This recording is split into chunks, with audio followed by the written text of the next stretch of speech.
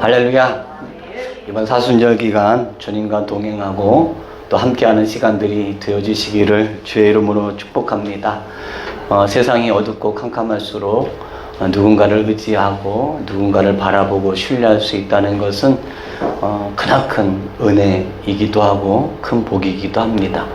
우리가 신뢰하고 우리가 따라가고 의지해야 될 분 오직 하나님밖에 없음을 이 시간 고백할 수 있기를 주의 이름으로 축복합니다. 축복합니다. 벌써 6월달 마지막 날입니다. 1월달 어떻게 지나간지 좀 넓게 본다면 2020년 한 해가 어떻게 지나간지 모르게 그냥 바쁘고 두렵고 불안한 가운데 한 해를 보내고 또 1월달을 보내고 2월달을 보낸 것 같습니다. 앞으로는 좀 더 하나님이 주시는 평안을 맛보고 누려가면서 살아가시기를 주의 이름으로 축복합니다. 축복합니다. 그래서 더욱더 아름다운 삶의 발걸음 이어지고 또 하나님을 섬기는 데 더욱더 최선을 다하는 귀한 시간들이 더 아름답게 회복되기를 주의 이름으로 또한 축복합니다. 축복합니다. 자, 오늘 우리가 사순절 두 번째 주일입니다. 그래서 특별히 오늘 말씀, 본문의 말씀 마가복음 8장 27절에서 함께 28절까지 말씀을 중심으로 은혜를 나누고자 합니다. 살기 위해 죽으러 간다는 제목입니다. 살기 위해 죽으러 간다는 것. 뭉치면 살고 흩어지면 죽는다. 정말 죽기를 각오하고 싸우면 살게 될 거고 살기 위해서 도망가면 죽게 될 거다라는 말들이 있어요. 오늘 주님께서는 사순절 기간 동안에 주님이 십자가를 지시는 그 과정도 죽으러 가시는 길이에요. 근데 그 죽으러 가시는 길이 목적이 있어요. 단지 죽으러 간다가 아니라 살기 위해서 가시는 길이라는 거죠. 그러면 우리가 주님이 살기 위해서 걸어가신 그 길, 오늘도 우리도 살기 위해서 걸어가야 되겠지요. 오늘 여러분들의 발걸음이 살기 위해 걸어가시는 은혜가 있기를 바랍니다. 근데 살기 위해서 반드시 죽으러 가는 그 길이 필요하다는 거예요. 죽으러 가는 그 길이 필요하다. 오늘 이 마가복음 8장 27절에서 38절까지의 말씀 보면 예수님께서 제자들에게 묻지요. 사람들이 나를 누구라고 이야기하더냐? 혹은 엘리야여 혹은 선지자라 이야기하더이다. 그러면 너희는 나를 어떻게 생각하느냐? 너희는 나를 어떻게 보느냐? 라는 질문에 베드로가 주는 그리스도십니다. 라는 고백을 하게 돼요. 그때서야 비로소 예수님이 말씀하시지요. 내가 이제는 장로들과 대제사장들과 서기관들에 의해서 모진 고난을 당하고 아픔을 겪고 부끄러운 처지에 처하고 마침내 내가 죽게 될 거다. 그렇지만 죽은 지 사흘 만에 내가 다시 살아나리라 라는 말씀을 비로소 그때에 하십니다. 그랬더니 이 소리를 듣고 베드로가 오늘 본문의 말씀에 예수님께 항변하여 가로되 라고 표현하고 있어요. 항변하다. 뭐라고 항변했을까? 마태복음에 보면 예수님 그럴 수는 없습니다 라는 거죠. 그리 하지 마십시오 라는 거예요. 그랬더니 예수님이 베드로를 향해서 또 제자들을 향해서 이야기합니다. 사단아 내 뒤로 물러가라 라는 거예요. 그리고 내가 하나님의 일을 생각하지 아니하고 도리어 사람의 일을 생각하는도다 라고 말씀하시는 장면이 오늘 본문에 기록이 되어져 있습니다.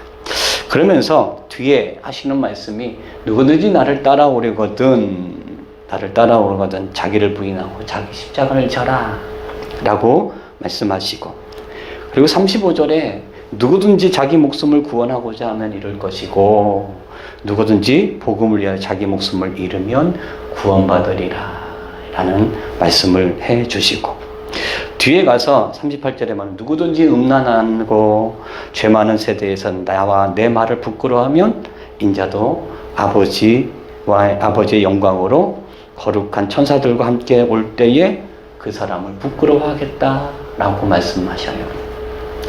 이 전체적인 맥락을 우리가 조금 살펴봐야 뒤에 나오는 34절부터 나오는 말씀들의 의미를 살펴볼 수가 있어요. 그냥 무조건 자기를 부인하고 무조건 자기를 낮추고 겸손한 그런 의미도 있겠지만, 예수님이 이 베드로의 이야기, 또 베드로에게 하시는 말씀 다음에 하시는 말씀이니까 또 다른 의미가 있지 않을까라고 생각이 돼요. 그래서 오늘은 사순절 두 번째 주일인데, 사순절이라고 하면 예수님의 고난을 하나하나 되짚어보고 그 고난을 묵상하고, 그리고 예수님의 그 발자취를 따라가보는 기간이 사순절이에요. 사순절. 그러니까 사순절은 그냥 절기상 지금 사순절이야, 지금은 내 생일이야, 지금은 뭐야 그런 기념일이 아니라 이건 실제적 기간이에요. 그러니까 예수님이 고난당하시는 그 흔적들을 따라서 나도 함께 따라가 보는 거예요. 따라가 보는 거예요. 근데 오늘 예수님께서 지금 가시고자 하는 길을 비로소 말씀해 주셨다는 거예요. 베드로의 고백, 주는 그리스도이십니다 라는 말은 당신은 메시아이십니다, 당신은 구원자이십니다 라는 표현이죠. 당신은 하나님의 아들이십니다 라고 하는 표현이기도 해요. 오늘 이 본문의 말씀에 보면 예수님이 비로소 이렇게 말씀하신 이유, 그거는 이미 창세기 3장 15절에 하나님이 미리 약속하시고 또 준비하셨던 사건이지요. 창세기 3장 15절에 뭐라고 말씀되어 있습니까? 내가 너로 여자와 원수가 되게 하고 내 후손도 여자의 후손과 원수가 되게 하리니 여자의 후손은 내 머리를 상하게 할 것이요 너는 그의 발꿈치를 상하게 할 것이다 라고 하는 말씀을 이제는 이루시러 가시는 거예요. 그렇죠? 그러니까 예수님이 이 땅에 오신 목적은 이 말씀을 이루시려고 오신 거예요. 이것이 가장 큰 목적이죠. 예수님이 좋아서, 예수님이 그냥 하는 일이 즐거워서가 아니라 이건 하나님이 약속하신 것을 예수님이 힘들어도 고통스러워도 이루시기 위해서 오신 거예요. 그래서 죽기까지 순종하셨다라는 표현이 맞는 거지요. 그렇죠? 자, 그러면서 예수님이 비로소 이런 말씀을 하셨어요. 그렇죠? 그랬더니 예수님이 이런 말씀을 하셨는데 베드로가 주여 그리하지 마십시오. 마태복음의 16장에 보면 그래. 이 일이 결코 당신에게 일어나지 않을 것입니다. 이것은 뭐예요? 내가 당신을 지키겠습니다 라고 하는 거예요. 지금 예수님은 하나님의 뜻을 따라서 창세기 3장 15절에 예언되어져 있는 그 말씀을 이제는 지키시려고 행하시려고 가는 그 길에 베드로가 예수님에게 예수님 그렇게 하지 마십시오. 그렇게 안 될 겁니다.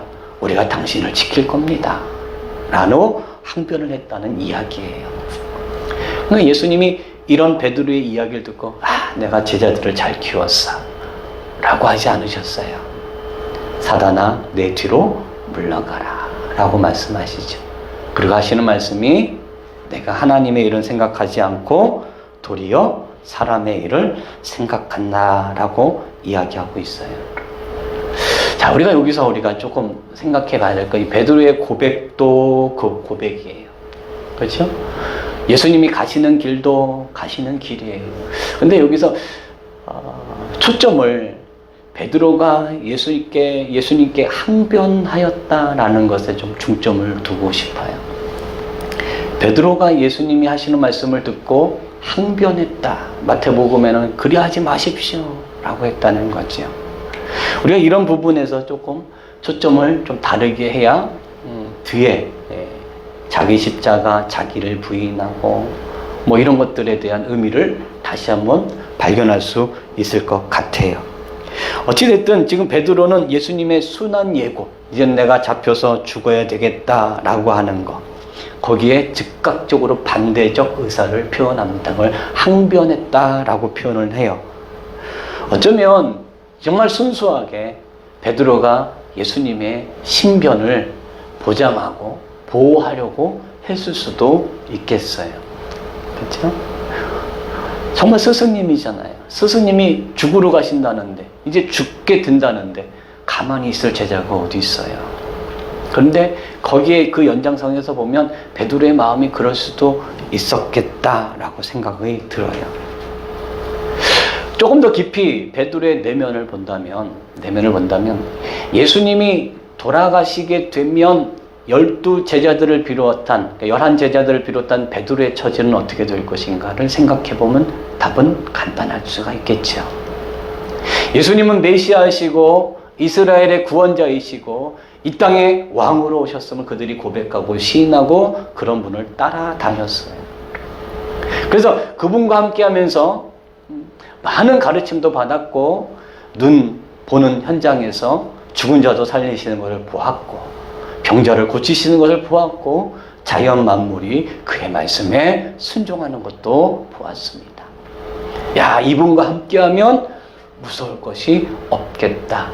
이제 이스라엘 나라가 이 예수라고 하는 이분에 의해서 독립이 되어지고 하나님의 나라가 이스라엘 나라가 온전해지면 오늘 그때에는 우리도 한 자리씩은 할 수 있지 않겠는가예요. 마지막 만찬 때에도 야고보와 요한이 그 어머니가 그렇게 이야기하죠. 주님의 나라가 이제 이루어지고 이스라엘 나라가 새롭게 될 때에 내 사랑하는 두 아들을 기억해 주세요. 하나는 우편에 하나는 좌편에 앉혀주세요. 영의정 좌의정을 시켜달라는 거지요. 그렇죠? 그 소리를 듣고 제자들은 어떻게 했나요? 막 분개했어요. 화가 났어요. 12명의 제자들이 다 그랬어요. 베드로 또한 그럴 수 있겠지요. 단지 스승을 보호하는 차원에서 스승을 아끼고 사랑하는 차원에서 주님 그리하지 마십시오.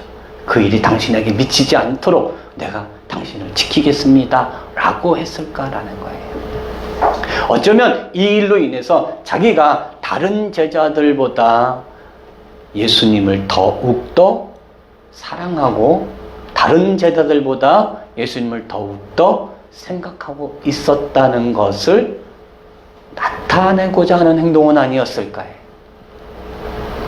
베드로는 다혈질이기도 하고 성질이 불같기도 하고 하다고 그래요. 그런 가능성을 본다면 충분히 제자들 사이에서 자기의 우월감을 조금 나타내고자 이야기했을 수도 있다는 거예요. 뭐 어찌됐든 베드로가 순수한 의도든 아니면 어떤 숨겨진 의도가 있든 상관없이 예수님의 길을 막습니다. 막아요. 그랬더니 예수님이 뭐라고 이야기하셔요? 하나님이 하시는 일보다 사람의 일을 먼저 생각한다 라고 이야기를 하고 있어요. 자, 여기서 하나님의 일은 뭘까요? 하나님의 일은 뭘까요? 자, 우리 본문의 말씀에 자 31절 말씀 다 같이 한번 읽어봅니다. 하나님의 일이 뭘까요? 시작. 인자가 많은 고난을 받고 장로들과 대제사장들과 서기관들에게 버림받아 죽임을 당하고 사흘 만에 살아나야 할 것을 비로소 그들에게 가르치시되. 하나님의 일이 뭘까요? 하나님의 일이 내가 죽는 게 하나님의 일이라는 거예요. 내가 대제사장들과 장로들과 그리고 서기관들에게 내가 붙들린 바 되어서, 그렇죠? 많은 고난을 받고 결국에는 죽는 것이 하나님의 일이다. 나는 이제는 그 일을 하러 나는 이제 간다 라고 이야기했더니 베드로가 그리하지 마십시오 라고 이야기하는 거예요. 그리하지 마십시오. 그렇게는 안 될 겁니다. 항변했다라는. 지금 베드로는 하나님의 일이 뭔지, 지금 자기가 생각하고 있는 일이 뭔지를 구분하지 못하고 있는 거예요. 헷갈리고 있는 거예요. 지금 하나님이 하시는 일은 뭐예요? 지금 죽으러 가시는 그 길이에요. 죽으러 가시는 그 길. 근데 베드로는 그 길을 만류하고 있는 거예요. 그걸 막고 있는 거예요. 그래서 하나님께서 하시는 일을 베드로는 가로막고 있게 되어지는 결과가 되어지는 거예요. 근데 표면상으로 보면 베드로는 지금 예수님을 붙들고 있는 거예요. 예수님 그러면 안 돼요. 예수님 어떻게 죽을 수 있고 예수님 어떻게 고난을 당할 수 있어요? 그러면 안 돼요. 예수님 붙들고 있죠. 그렇죠? 붙들고 있어요. 그러면서도 한편으로는 뭣도 붙들고 있어요? 자기 자신도 붙들고 있는 거예요. 단적으로 예수님이 십자가에 돌아가실 때 그 주변에 제자들은 없었어요. 다 도망갔어요. 뿔뿔이 흩어졌어요. 힘을 잃었어요. 능력을 잃었어요. 예수님과 함께 다니면 사람들이 우러러보고 야, 저 사람이 예수님의 제자야 라고 했던 의시되는 것도 있었지만 예수님이 십자가를 지고 가니까 고난의 길에 들어가시니까 아무도 남지 않고 도리어 제자들을 잡으려고 군사들을 풀었던 광경을 우리는 보게 돼요. 예수님을 붙들고 있는 베드로의 모습, 나는 베드로가 정말로 예수님을 사랑해서 붙들고 있는, 정말 예수님을 존경해서 붙들고 예수님을 정말로 그러니까 그런 마음에 붙들고 있는 것 같이 보이지만 한편으로는 베드로의 마음에 당신이 여기서 죽으면 이스라엘 나라 회복은 어떻게 됩니까? 이스라엘 나라가 회복이 되지 아니하면 나는 한 자리도 못하고 아무것도 아니지 않습니까? 라는 의미가 안에 들어가 있는 거예요. 그러니까 우리의 눈에 보면 베드로는 정말로 예수님을 꼭 붙들고 있는 것 같고 예수님을 정말 사랑하는 것 같고 정말 믿는 것 같고 근데 그 내면은 예수님보다도 자기 자신을 더 붙들고 있다는 거 오늘 본문을 통해서 발견할 수 있기를 주의 이름으로 축복합니다. 그렇죠? 실상은 자기 자신을 붙들고 있는 거예요. 그래서 베드로는 예수를 붙들고 항변했다고 하는 것은 자기의 유익이 사라질까 봐 자기가 예수님의 왕이 되고 난 이후에 자기가 수제자였는데 그 밑에서 한 자리라도 못하게 될까 봐 죽는다니요. 이게 무슨 마른 하늘의 벼락과 같은 이야기예요. 그렇잖아요. 여태까지 3년 동안 예수님을 쫓아다녔던 베드로의 입장에서는 이게 말이 될 수가 있는 거예요. 근데 예수님은 하나님의 일을 하러 난 죽으러 간다. 베드로는 그리하지 마십시오. 당신이 죽으면 나는 어떻게 됩니까? 라는. 여러분, 솔직히 베드로처럼 우리도 그럴 수 있어요. 솔직히 예수님 붙잡고 편하게 살고 싶죠? 예수님 붙잡고 성공하고 싶잖아요. 예수님 붙잡고 좋은 차 타고 다니고 싶고 예수님 붙잡고 좋은 집에 살고 싶고 예수님 붙잡고 금메달 따고 수석되고 장학금 받아서 하나님께 영광도 돌리고 싶잖아요. 베드로의 마음이 그래요. 예수님 붙잡고 자기의 편안하고 안락한 삶을 놓지 못하고 있는 거예요. 예수님은 지금 죽으러 가시는 길이에요. 죽으러 가시는 길. 고난을 앞에 두고 있는 거예요. 근데 주님은 그 사람에게, 베드로에게 하나님의 일을 생각하지 않고 사람의 일을 생각하고 있는 무리들에게 이렇게 이야기하죠. 뭐라고 이야기하십니까? 누구든지 나를 따라오려거든 자기를 부인하고 자기 십자가를 지고 나를 따를 것이다 라고 이야기하셔요. 지금 베드로의 모습을 보면 예수님도 붙잡고 예수님을 꽉 붙잡고 있는 것 같아요. 정말 사랑해서 붙잡고 있고 근데 예수님을 붙잡고 있는 이유가 가만히 살펴보면 예수님을 붙잡고 있는 것보다 자기 자신을 붙잡고 있는 게 많아요. 예수님이 그런 베드로의 모습을 바라보시면서 말씀하시는 게 오늘 34절에 있는 말씀처럼 누구든지 나를 따라오려거든 첫 번째 무엇을 해라? 자기를 부인하고 두 번째 자기 십자가를 지고 나를 따르라는 거예요. 이 말씀은 장차 주님이 가셔야 되는 그 길은 자기를 부인해야 하는 길이고 십자가를 지고 가는 길이어야 되고 또 너희가 나를 따라오려면 너희도 나처럼 자기를 부인하고 자기 십자가를 따라져야만 어떻게 해요? 따라올 수 있는 길이다 라고 이야기하고 있는 거예요. 자, 우리가 예수님을 붙들고 편하게 살고 싶고 예수님을 붙들고 성공하고 싶고, 예수님을 붙들고 좀 배부르게 먹고 싶고, 예수님을 붙들고 좋은 옷도 입고 싶고, 예수님을 붙들고 뭔가 좀 편안하고 안락한 삶을 좀 살고 세상적으로 성공하고 싶고, 세상 사람도 좀 많은 것을 가지고 누리고 싶어 하는 우리의 모습을 향해서 예수님은 베드로에게 이야기하셨던 것처럼, 사단아, 너는 내 뒤로 물러가라. 너는 하나님의 일을 생각하지 않고 자기의 일을 생각한다라고 이야기하고 있을 수도 있어요. 그런 분들이, 또 그런 신앙인들이 너무나도 많아요. 예수 믿으면 잘 돼. 예수 믿으면 망하는 것도 성공하게 돼. 예수 믿으면 공부 지지지 못했던 사람이 어느 날 갑자기 공부 잘하는 사람이 될 수도 있고, 예수 믿으면 안 되던 일이 촥촥촥촥 잘 풀려. 그래서 우리는 한편에 예수 믿으면 내 삶이 이렇게 아름다워졌어요, 예수 믿으면 내 삶이 이렇게 복되어졌어요 라고 간증하고 싶고 이야기하고 싶고 자랑하고 싶지만, 그 내면에는 하나님의 일을 했느냐 안 했느냐, 자기를 부인했느냐 부인하지 않았느냐가 달라지겠죠. 오늘 우리의 모습이 베드로일 수 있어요. 수많은 사람들이 베드로 그럴 수 있지만, 정작 내가, 여러분이, 우리가 베드로일 수 있다는 거예요. 자, 근데 오늘 보시면 양손에 이렇게 붙잡고 있는 거, 그렇죠?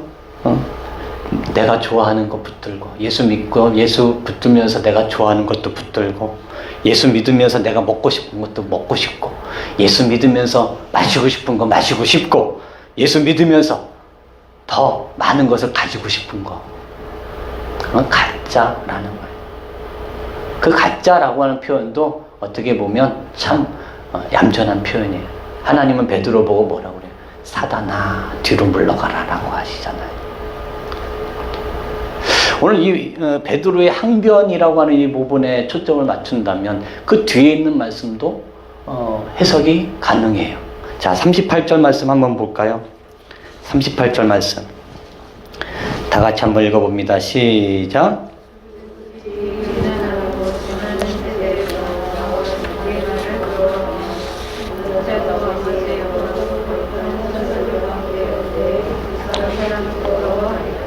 자, 여기 말씀에 보면 38절이면 누구든지 이 음란하고 죄 많은 세대에, 갑자기 이 표현이 나와요.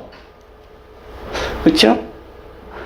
이 세대에 나와 내 말을 부끄러워하면 인자도 아버지의 영광으로 거룩한 천사들과 함께 올 때에 그 사람을 부끄러워하리라. 갑자기 이 부분이 튀어나와요. 앞에 뒤에 있는 부분을 보십시오. 뒤에. 자, 35절 누구든지 자기 목숨을 구원하고자 하면 잃을 것이요 누구든지 나의 복음을 위하여 자기 목숨을 잃으면 구원하리라. 사람이 만일 온천을 얻고도 자기 목숨을 잃으면 무엇이 유익하리요? 사람이 무엇을 주고 자기 목숨을 바꾸겠느냐? 라고 하면서 여기서 딱 끝나면 되는데, 이 38절에 있는 내용이 갑자기 뜬금없이 음란한 세대가 나오고 죄 많은 세대가 나와요. 자, 이 말씀을 보기 전에, 자, 예수님은 하나님의 일을 하러 가는데, 그 하나님의 일이 뭐예요? 다시 한번 31절 말씀으로 보면, 인자가 많은 고난을 받고 장로들과 제사장들과 서기관들에게 버림받아 죽임을 당하고, 베드로는 이것이 싫었던 거예요. 베드로는 왜 주님이 고난을 당해야 되고, 왜 저 장로들과 대제사장들과 서기관들에게 잡혀가서 고문을 당하다가 왜 죽으셔야 됩니까? 이게 싫은 거. 여러분, 근데 사람들은 부정적인 거, 긍정적인 거 있으면 뭐부터 이렇게 생각이 들어요? 뭐부터 딱 찍어요? 부정적인 거. 베드로와 12 제자들은 지금 이 부분에 꽂힌 거예요. 아니, 주님이 왜 고난을 당하셔야 돼요? 우리 예수 믿으면 왜 내가 손해를 봐야 돼요? 나 억울해요. 왜 내가 아파야 돼요? 내가 왜 저 사람 때문에 손해를 봐야 돼요? 내가 왜 교회를 다니면서 예수를 믿는다면 내가 하고 싶은 거 왜 하지 않아야 돼요? 내가 교회 다니면서 예수 믿으면 내가 하고 싶은 거 왜 하지 말아야 됩니까? 여러분, 오늘 우리가 베드로가 이야기하고 있는 부분이 바로 이거예요. 아, 왜 주님이 그런 일을 당하셔야 됩니까? 그 길이 얼마나 비참한 건 두 번째 치더라도요, 얼마나 창피하고 부끄러운 일이에요. 그렇죠? 얼마나 창피하고 부끄러운 일이에요. 어디 가서 이야기도 하지 못해요. 예수님이 그렇게 돌아가시고 나면 나는 예수의 제자였다라고 말도 못해요. 나는 예수님과 함께 3년 동안 돌아다녔다. 함께 사역을 했다. 그분의 말씀을 3년 동안 들었다. 그분이 하는 일을 내가 보았다라고 말할 수가 없어요. 왜? 부끄러워서. 부끄러워서. 근데요, 예수님이 이 말씀을 하시고 나서 그 뒤에 뭐라고 그러셨어요? 뭐라고? 사흘 만에 뭐하리라? 사흘 만에 뭐하리라? 살아나리라. 그래서 말씀의 제목이, 여러분 다 같이 한번 우리가 보시면, 살기 위해 죽으러 가는 거예요. 죽기 위해 죽으러 가는 게 아니라, 모든 걸 끝마치기 위해 죽으러 가는 게 아니라 살기 위해 가는 주님의 모습을 베드로는 인식하지 못하고 있었어요. 왜 예수 믿으면서 고난을 당해야 돼요?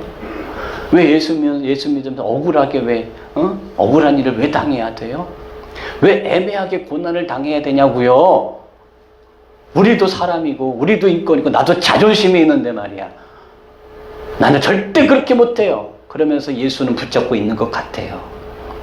내가 다른 방법으로 성공할게요. 내가 남들 하는 거 다 똑같이 하면서 내가 믿음 잘하는 거 한번 보여드릴게요.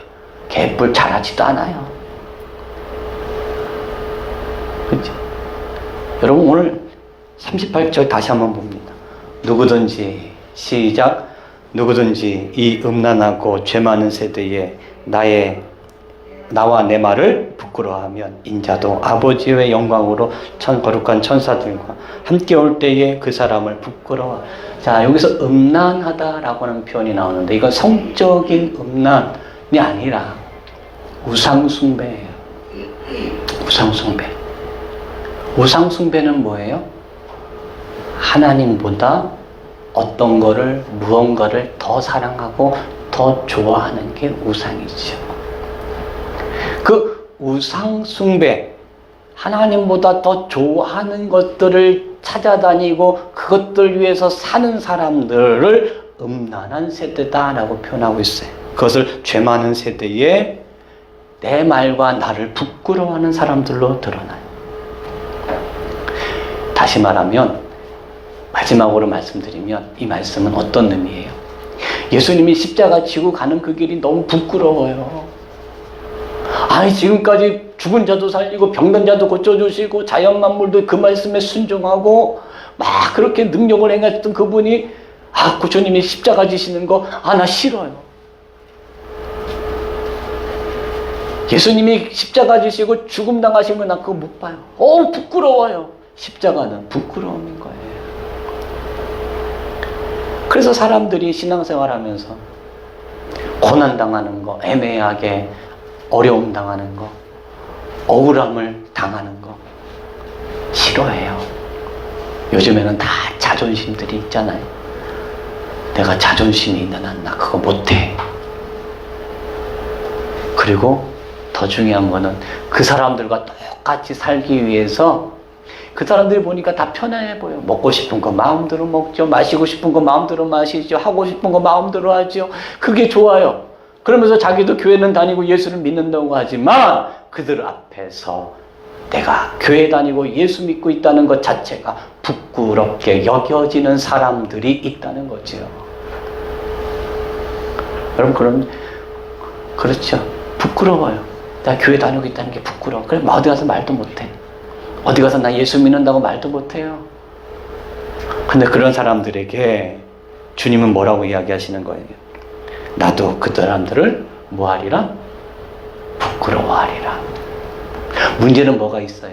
문제는 오늘 본문의 말씀에 보면, 자,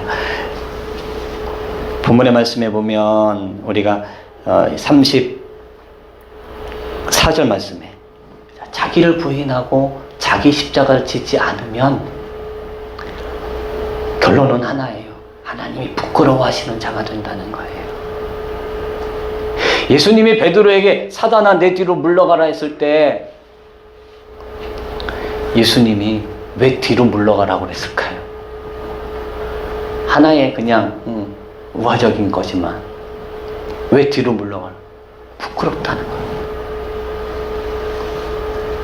하나님의 일, 주님이 십자가를 지시고 고난을 당하시고 많은 사람들에게 조롱을 당하시는 그 일, 그리고 마지막에 죽게 되어지는 그 일까지도 그걸 하나님의 일로 받아들이고 너희도 내가 가는 그 길을 자기를 부인해야 올 수 있다는 거예요.